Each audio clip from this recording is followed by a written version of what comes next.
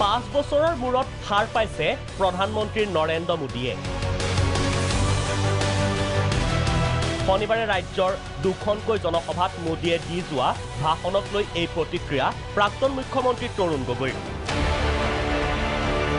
এটা শব্দত প্ৰধানমন্ত্ৰী, মোদীক কুম্ভকৰ্ণ আখ্যা প্ৰাক্তন মুখ্যমন্ত্ৰী তৰুণ গগৈ। মোদী ডাঙৰীয়া 5 বছৰ শুই আছে, এই 5 বছৰৰ পিছত হাৰ পালে।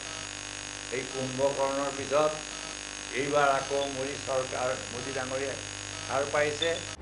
অকল ইমানেই নহয়, মোদীৰ চকীদাৰকো সমালোচনা প্ৰাক্তন মুখ্যমন্ত্ৰীগৰাকীৰ।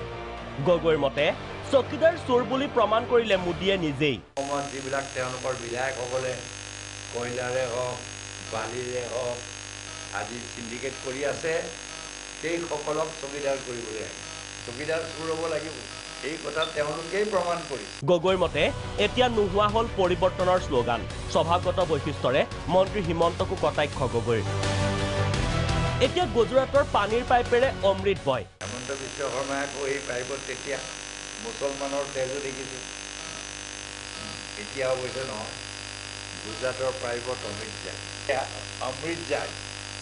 দেওবাৰে প্ৰদেশ কংগ্ৰেছৰ ফালৰ পৰা আয়োজিত সংবাদমেলত প্ৰাক্তন মুখ্যমন্ত্ৰীগৰাকীৰ সৈতে উপস্থিত থকা প্ৰদেশ কংগ্ৰেছৰ সভাপতি ৰিপুণ বৰায়ো সৰব হয় মোদীৰ বিৰুদ্ধে। মোদীৰ ভাষণৰ প্ৰত্যুত্তৰত বৰাৰ মত, অসমৰ বাবে নতুনত্বহীন মোদীৰ ভাষণ।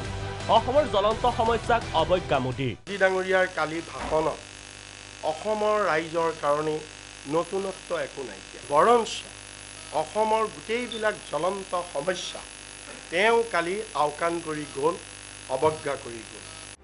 বাংলাদেশী 6 জনগোষ্ঠীৰ ক্ষেত্ৰত দুতলীয়া স্থিতি মোদীৰ। চাহ শ্ৰমিকক লৈ ৰাজনীতি কৰাৰ অভিযোগ মোদীৰ বিৰুদ্ধে। 2014 চনৰ 16 মে'ৰ দিনাখনেই অসমৰ পৰা সকলো বাংলাদেশী তালি টোপোলা লৈ অসম এৰিব বুলি কৈছিল। 5 বছৰ পাৰ হ'ল, বিদেশী কেইজন তেওঁ বহিষ্কাৰ কৰিলে তাৰ সংখ্যা তেওঁ দিব পাৰিবনে? 6 জনগোষ্ঠীও 100 দিনৰ ভিতৰত জনজাতিকৰণ কৰিব চৰকাৰ অহা। চৰকাৰ যাবৰ হ'ল, কিন্তু এই জনগোষ্ঠীসকলক জনজাতিকৰণ নকৰিলে। কামৰ খতিয়ান এইটোৱেই নেকি? শনিবাৰে ৰাজ্যৰ দুখনকৈ নিৰ্বাচনী সভাত মোদীৰ ভাষণক লৈ এনেদৰেই সৰব এতিয়া বিৰোধী কংগ্ৰেছ। নিৰ্বাচনৰ বতৰত এতিয়া এনে আক্ৰমণ প্ৰত্যাক্ৰমণে প্ৰতিপক্ষক ধৰাশায়ীৰ চেষ্টা কংগ্ৰেছৰ।